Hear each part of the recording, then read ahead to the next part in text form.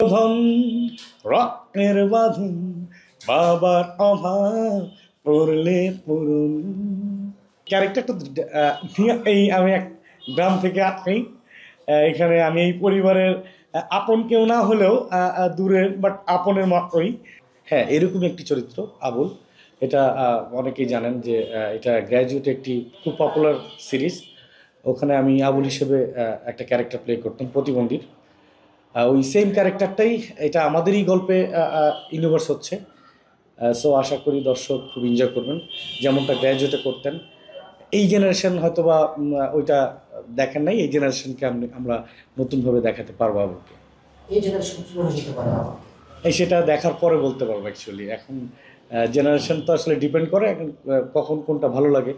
তবে আশা করি চেষ্টা তো থাকবেই। আর ডিরেক্টরের আমাদের যে ডিরেক্টর মোহাম্মদ মোস্তফা কামাল রাজ ভাই, ওনার ম্যাজিক্যাল তো দর্শক জানেন উনি কী ম্যাজিক জানেন। সো ডেফিনেটলি দর্শক এনজয় করবে আশা করি ক্যারেক্টারটা এই আমি এক গ্রাম থেকে আসি। এখানে আমি এই পরিবারের আপন কেউ না হলেও দূরের বাট আপনের মতোই।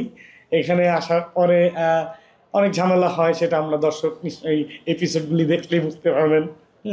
আর কথা বলার ধরনটা এরকমই, কজ ইউনিভার্স করতে গ্র্যাজুয়েট হয়। এটা আসলে চরিত্রের বুঝতে কেন এভাবে কেন কথা বলা হবে?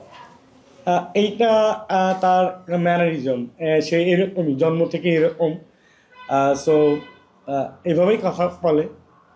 আপনি তো বাস্তবে এরকম না, এটা এভাবে করতে গিয়ে কষ্ট কতটা হয়? এই যে অ্যাক্টিং এর জন্য খাটছেন, একটা চরিত্রের জন্য আলাদাভাবে কথা বলা, এটা যে কেউ চাইলে পারেও চ্যালেঞ্জ।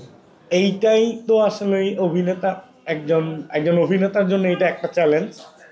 এইটা যদি না পারতাম নিশ্চয়ই আমি অভিনেতা হতে পারতাম না। আপনাকে কোন বউ বড় বেশি আদর করে, ছোট বউ না বড় বউ? এখনো আদর শুরু হয় নাই, আদর হয়তো বা করবে। আমার যাত্রা শুরু তো রাজভাইয়ের হাত ধরে। মোস্তফা কামাল রাজভাইয়ের সাথে আমি দীর্ঘদিন অ্যাসিস্ট্যান্ট ডিরেক্টর হিসেবে কাজ করেছি। ইনফ্যাক্ট আমি নিজেও বেশ কিছু ফিকশন মেক করছি আর কন্টিনিউ করতেছি, বাট কম।